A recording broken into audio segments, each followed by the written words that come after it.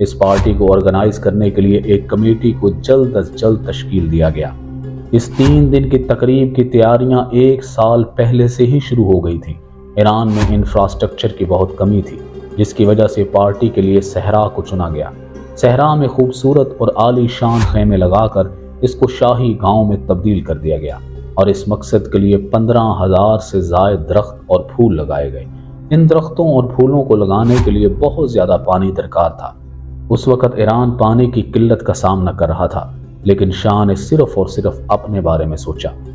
شاہ نے اس کو مزید خوبصورت بنانے کے لیے اس میں 5,000 سے زیادہ سونگ برڈز اور 2,000 کے قریب چڑیا اسپین سے منگوائیں، اور ان کو صحرا میں بنائے گئے جنگل میں رہنے کے لیے چھوڑ دیا۔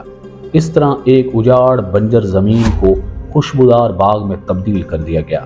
اس شاہی گاؤں کی تعمیر کے دوران زہریلے سانپوں اور بچھوؤں سے بچنے کے لیے 30 کلومیٹر